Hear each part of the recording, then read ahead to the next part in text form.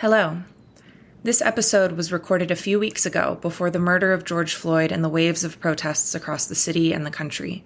Now, as ever, we must look to history to understand the depth of the despair that we are seeing. We must look to the enduring legacies of structural racism so that we can begin to confront and dismantle them. This episode is about one of those legacies, the scourge of white nationalism and the ways it operates today. The Luskin Center is deeply appreciative to the hardworking team of UCLA undergraduates who researched the paper, All Is Not Well in the Golden State, and who are interviewed on this episode of Then and Now. It is appropriate to acknowledge them in this final week of classes at UCLA, for their work demonstrates clearly the necessity of learning from the past to understand the present and to better the future. We hope that you enjoy and learn from this episode. Thank you.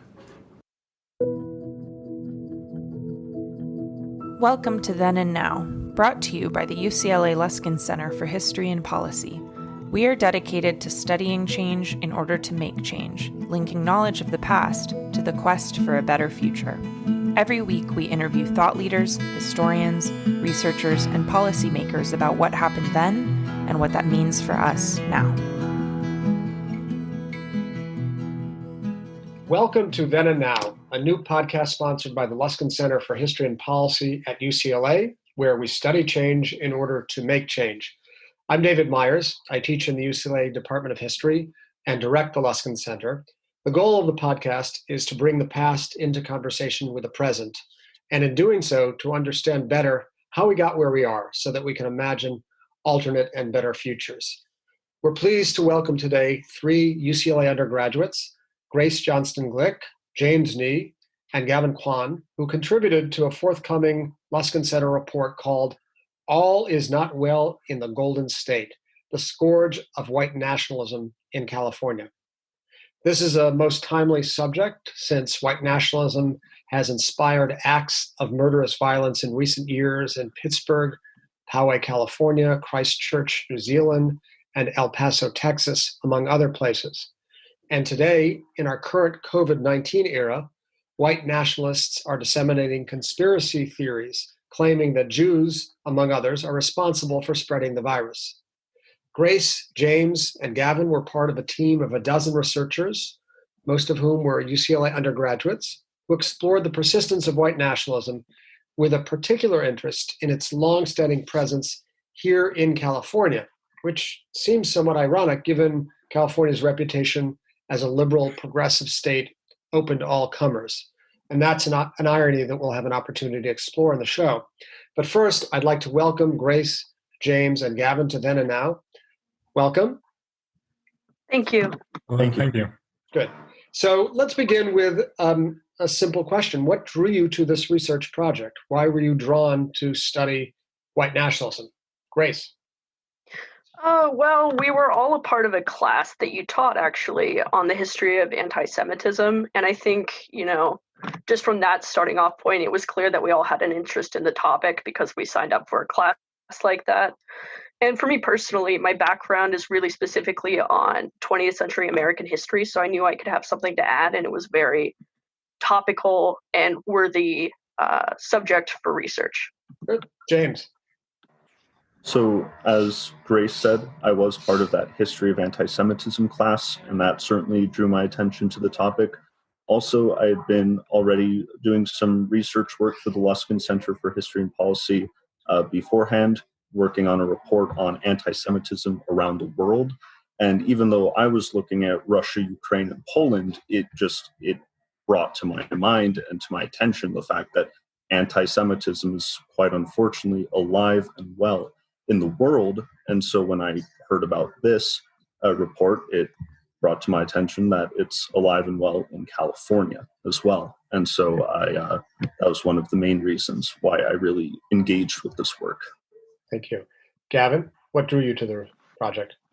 One of my biggest reasons that drew me to the project was the fact that I had family members that grew up during the time of when white nationalism was rampant during the 1930s and 40s. And hearing about those stories and having the opportunity to expand on that really drew me to that, and the fact that I'm a native of California, and this is something that I think is a very big problem, and something that has been a problem for California for a very long time and needs to be expanded upon and understood. Okay, so tell us a little bit about what the report actually does. How is it organized? Yeah, well, the report was organized along different pods. One of the pods was history. We looked at the history of white nationalism in Southern California. Another pod was ideology, where they looked at the ideology of white nationalism in Southern California, how it's expanded over time. Another pod that looked at it was internet, how the internet has been used to disseminate and was used as propaganda, basically during this modern period for white nationalism. Another group looked at mapping. Where do these events take place? Where are these groups located in Southern California? Where are they concentrated the most? Mm-hmm. And finally, we had some policy recommendations too at the end of our report, basically, hopefully to guide policymakers, lawmakers of that sort to, what are the best options on how to deal with this unhealthy and dangerous phenomenon in Southern California. So I think we'll hear more about the policy recommendations at the end. But what, to the best of your understanding, after having undertaken research of this sort over the last half year, what is white nationalism? What is a working definition that we can avail ourselves of white nationalism? James. So that's a very good question. I would say that white nationalism is an ideology that takes white supremacist thought, the idea that white people are superior to all other races of humanity, and combines it with the idea of the need to establish a territory, ideally a sovereign state where white people hold the power there. So to me, it's the combination of white supremacy with ethno-nationalism and the drive to create a physical territorial state built upon white supremacism. Great. Grace, do you want to add anything? No, we were basically building off of the same definition in ideology, the pod that I was a part of. It was basically just the idea, like James said, that races are inherently, intrinsically different and that white people are superior. Got it. So I want to now get to that irony that I alluded to at the outset, which is that white nationalism, in its many different forms, and I guess that would be one of its characteristic features, which is to say its malleability. It's the fact that it has many different iterations and forms. But the irony that I alluded to at the outset was that California has been a receptive home for white nationalist thought. And I'm curious to know, on the basis of your research, why that is. Maybe, Gavin, you can help us understand this a little bit? Yeah, that's an excellent question. It's one that we have looked at a lot in the history pod. And I think one of the biggest factors that draws white nationalism to Southern California is its diversity.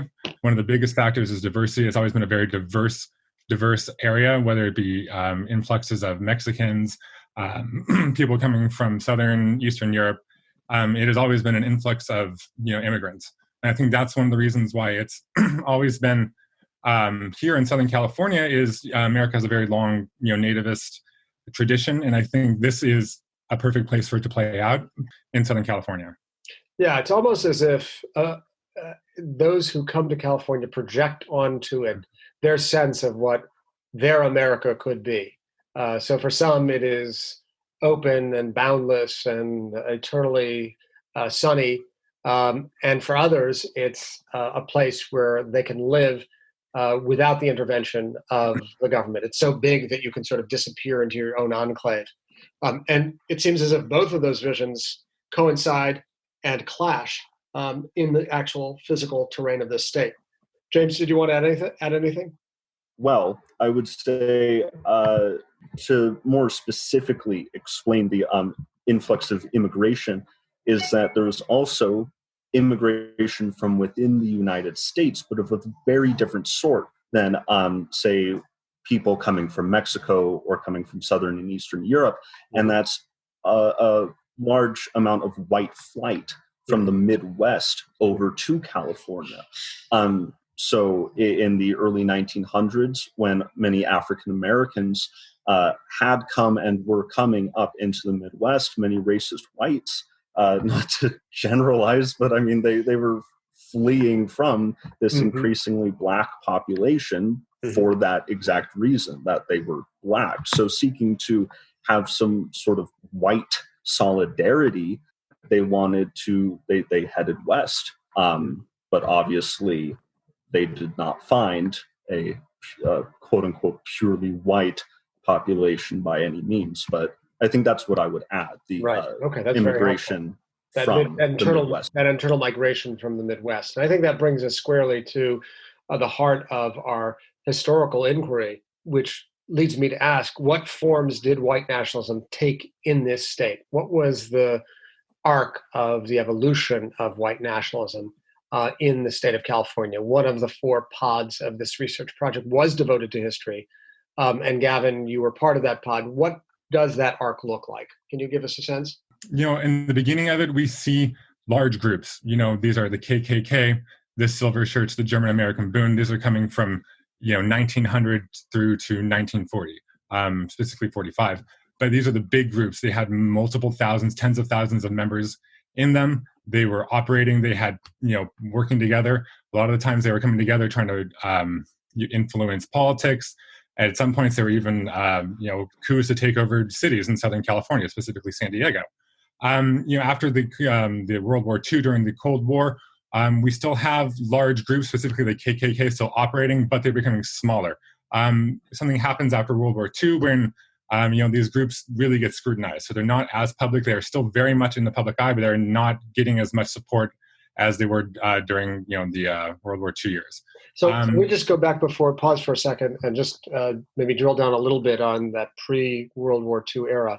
You mentioned the Ku Klux Klan, the German American Bund, and the Silver Shirts. I wonder if you could just say a brief word about each of them.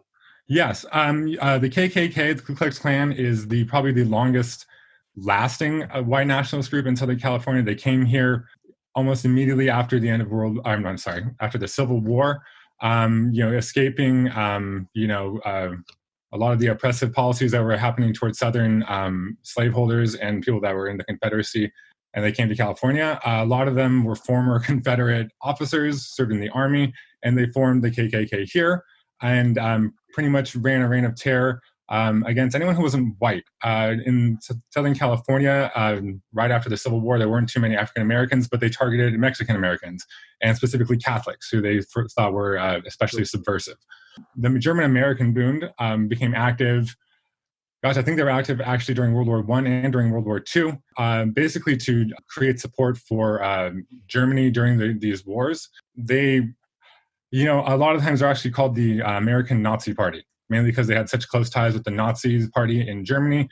They were in close contact with a lot of Nazi officials. They even got propaganda instructions from Nazis and from Nazi officials from Germany coming over and actually landing in the port of LA.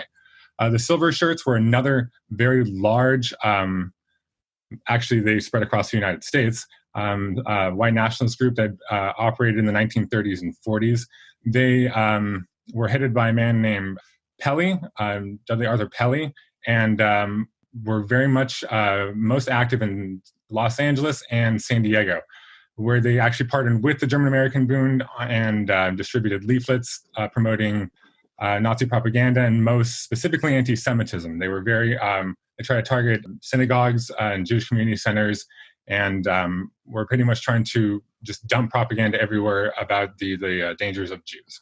So these are 3 groups that are quite active in the period before the Second World War. You say there's a shift in the winnowing down after the Second World War. These groups, which once upon a time had mass attendance at their events and rallies and large memberships, are become much smaller, much more marginalized. What else do we know about the activity of white nationalists in this period?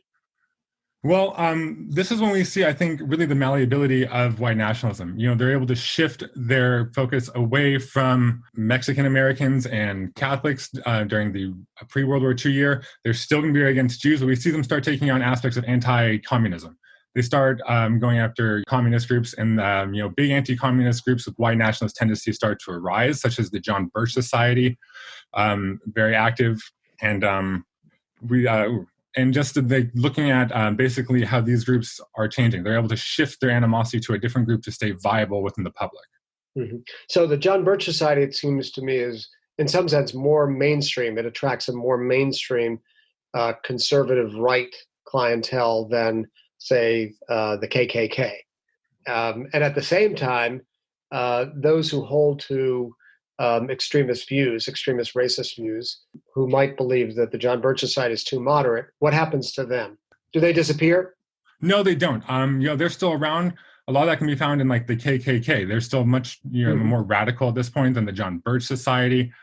But I guess, when we're thinking of radicals like the Silver Shirts and the German American Bund, they're not so prevalent anymore. It's really becoming folded into more of the KKK and their type of radicalism, the idea of burning. When does that change? It seems as if there's a kind of interesting period in which some of that expression is sort of mainstream with the John Birch Society, and some of it remains marginalized in the KKK. And then at a certain point, it seems over the last 40 years or so, we see another proliferation of new groups. Is that more or less the timing? We actually see the new, like when we're looking at new groups, that really comes into like the 70s and 80s. After the economic crash in the 70s, the kind of radical white nationalism really moves to the very fringes of society. These are the neo-Nazi punk people, the guys with torn jeans and stuff like that. That's when these people start to become more popular. A lot of that has to do with the fact that with the passing of the civil rights, just mainstream racism and state-sponsored racism falls by the wayside. It's no longer endorsed in large numbers by states or anything like that, or governments. And also with the election of Ronald Reagan, with the idea of mainstream social conservatism, where it doesn't have to be this fringe society stuff or these massive rallies and these threats of violence. It's moving toward mainstream, which it draws a lot of the pool of recruits that these different white nationalist groups sort of had away and towards that more clean-cut, clean-suit, mainstream social conservatism. So there becomes a greater degree of porousness between extreme and mainstream. Yes. And when you take a step back and look at the various forms of white nationalism from the post-Civil War era to the present, what accounts for its historical longevity, do you think? That's a great question.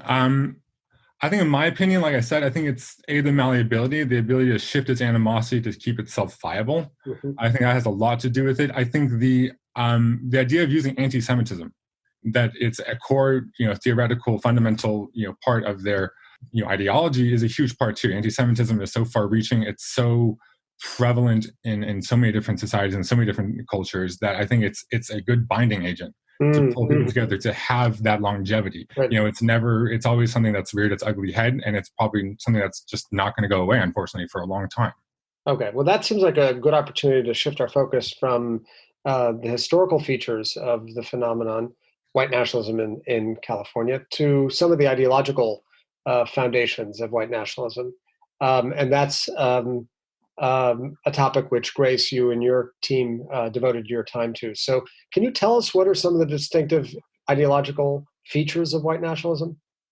Yes. Our challenge was a little bit to try and take these really giant, overarching ideas across multiple groups and try and figure out some building blocks. Mm-hmm. So we kind of came up with 4 basic pillars to really focus on that we think a lot of other ideas come out of.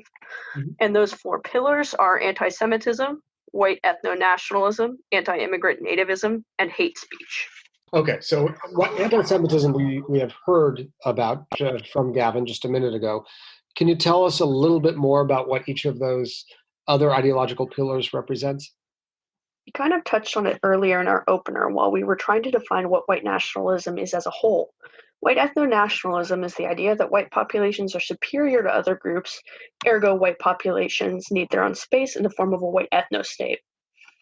You see this kind of idea coming out of groups like the Rise Above movement a lot, and they kind of advocate for the protection of white European culture in America. Anti-immigrant nativism is different in that it focuses on the perceived threat white nationalists see from immigrant populations. In Southern California, this has really in recent years been directed specifically at Latinx immigrants. Hate speech is kind of the one that we struggled with a little bit on how to name, but it's the idea of what has changed ideologically because of the advent of the internet. Mm-hmm. It's basically just trying to figure out how we moderate and how white nationalists communicate online. Mm-hmm. Okay, well, that pushes us over to James, who was part of a pod that dealt with the internet era and the phenomenon of white nationalism really expanding considerably in the internet era. And why is that so, James? How has that been so? Why has the internet, like California, been surprisingly or not hospitable to white nationalism? So I would say it's been so hospitable to white nationalism, for one, just because the internet is so vast. Anyone who identifies with any group or is interested in any ideology can use the internet, access it from wherever. So for one, it's very easy to find community. You don't have to drive anywhere. You don't have to go through initiation rites as you might with some sort of white nationalist secret society.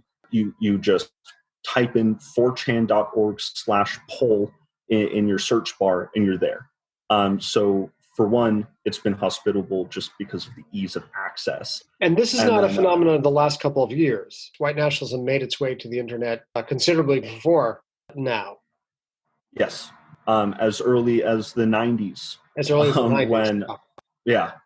When Stormfront was founded by a former, I believe, Grand Wizard or Grand Dragon, one of those two fantasy-sounding titles of the KKK founded Stormfront, which acted as everything from a forum where people could discuss the topics that interest white nationalists to a dating site. It covered the whole gamut of any cyber resource a white nationalist online might need. So we've seen an exponential increase in the number of hits, visits, and overall traffic to white nationalist sites. We, I'm sure, have seen a very significant expansion in the number of portals and outlets through which white nationalists can disseminate their views from Stormfront in the 1990s. Oh, certainly. While I don't have specific data on traffic and individual users accessing the sites, there's definitely been an increase in the number of users. And more importantly to what you were saying, there has also definitely been a huge increase in the sheer amount of sites dedicated to white nationalism or that have subsections dedicated to white nationalism. In the course of the research I was doing as part of the internet pod, I individually was tasked with looking at more fringe websites like 8chan, 9chan, 4chan, which all have subsections of their sites dedicated to discussions of white nationalist, neo-Nazi, and related ideologies. And that leads to, I think, the second aspect of why the internet has been so hospitable, with the first just being it's so easily accessible. The second is the aspect of information, because harkening back to the 90s when the internet was called the information superhighway, it was called that for a reason. It's so easy to access, for one, large quantities of information. In brushing up on the state of online white nationalism for the podcast today, it took maybe about 30 seconds on 4chan's politically incorrect board, that's what it's called, to find a thread with links to, among other things, a folder with about 40 gigabytes or a little over 1,600 unique files of Nazi-era publications, so books, articles, and so on. And this is not a freak accident. It's extremely easy to find large amounts of white nationalist information.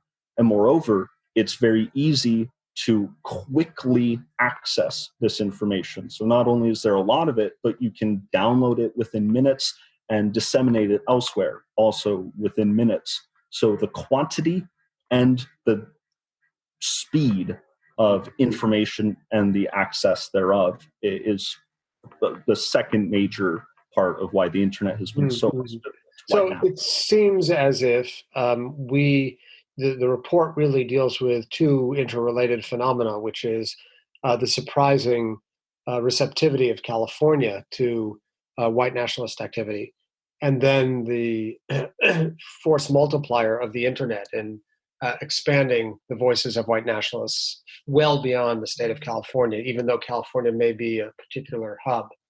And two of the interesting criteria that you have all hinted at or spoken explicitly about were, one, the malleability of the actual ideology or the targets of white nationalists. The phenomenon has changed itself while holding true to some core principles, the belief in the superiority of the white race.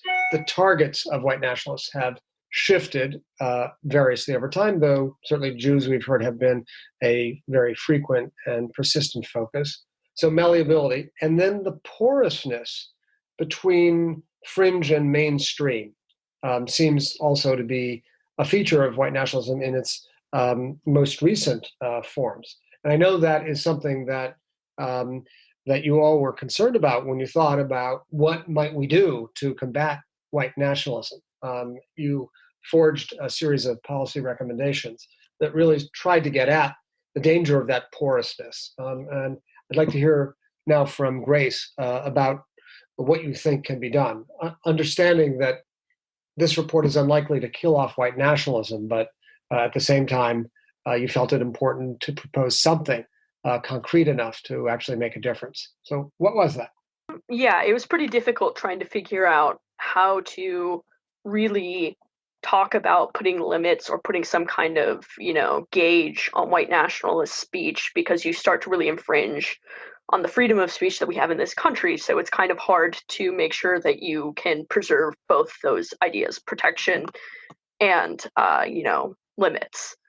So we decided to come up with kind of like a 3-part plan, which would include increased media literacy training and education in schools with a scale of expressionism, so people can start to understand and see in a slowed down way how people get radicalized. So this is a scale, a kind of warning system of what can happen that can transform from someone who innocently absorbs something she or he hears on the internet to becoming a dangerous white nationalist. Yes, it has 5 steps, the first of which is accidental absorption. Like you kind of mentioned, it's like a kid who sees like a meme or something online and they don't really have the context for what the meme is actually saying. Like, Pepe the Frog standing outside of a gas chamber. Like that's a very specific Holocaust imagery. Mm-hmm. And they just think it's funny. So they retweet it or whatever they're doing. Mm-hmm. The next step is social/edgy transgression. And this is like a high school student or somebody who does have a bit more of a background knowledge of whatever joke they're making, but they're doing it to kind of shock people. So like high school senior who is making a joke about the Holocaust, who's taken a class on it, who knows what they're talking about, but isn't really like affiliated with a group like the Rise Above movement or Identity of Europa. They're just doing it in order to be funny. Mm-hmm. The next category is political provocation, and this one is actually kind of broad. It's just talking about people who are like, they can be pundits, like people who work at Fox News, or they can be figures like Richard Spencer. Mm-hmm. But their whole goal is to kind of provoke a response, essentially. They're not really trying, like Richard Spencer clearly has white nationalist thought and is engaged in the community, but he really vehemently separates himself from any violent action or any call to violent action. Right, so these are people who exist in or desire to dwell in mainstream media circles, but who may deliver a more fringe or radical message. Yes, it's just they like to toe the line a little bit sometimes, I think. Mm-hmm. But they do separate themselves from the next category, which is overt hate. Mm-hmm. So that's like a website like the Daily Stormer. So it's something that is just like very clear. They're not really going to separate themselves as much. They're not going to say, they might have something that starts to fringe towards a call to action or something. Mm-hmm.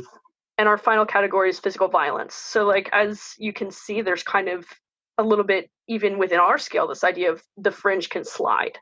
you can easily slip from overt hate into physical violence. You can, see overt hate, participate, or like be a reader of the Daily Stormer and start getting ideas about, whatever group that you don't like a synagogue or something, or some specific group, Jewish people, and go over into physical violence. And that's like a shooting or even just, beating somebody up in the street.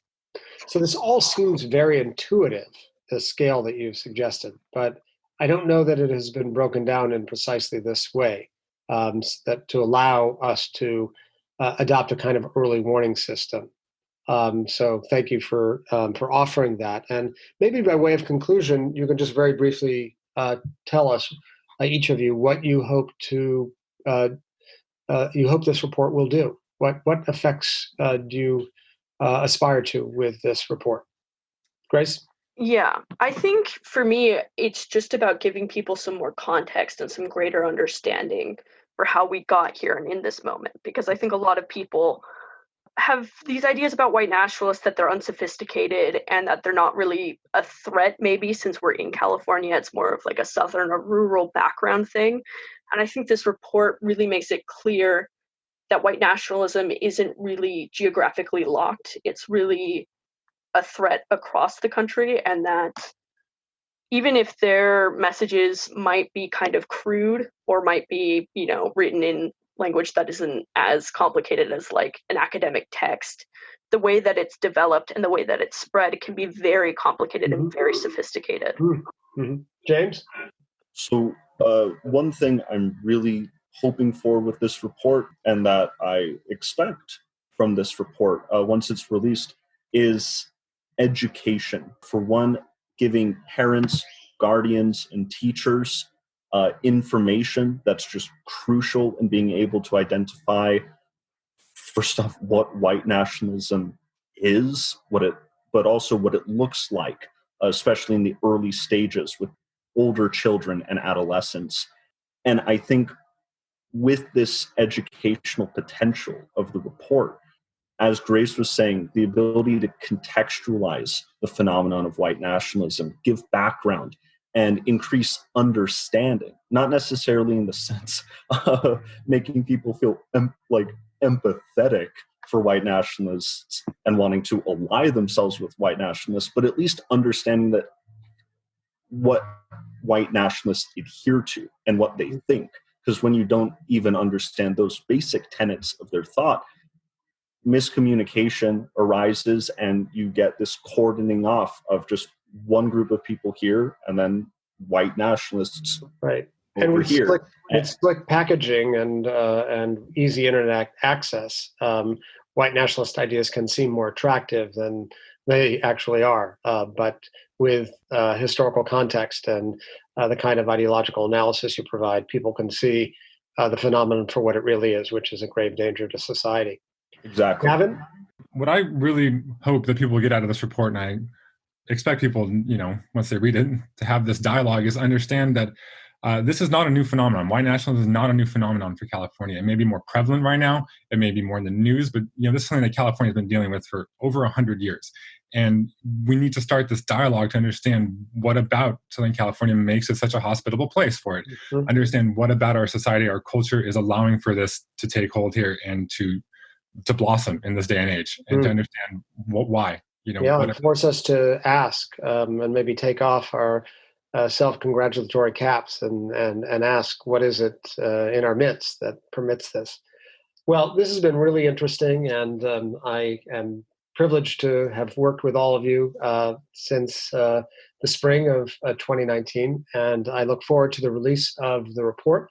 I'd like to thank Grace Johnston-Glick, James Nee, and Gavin Quan, both for appearing on Then and Now today and for their hard work on the forthcoming Luskin Center report. Thank you very much. Thank you. Thank you.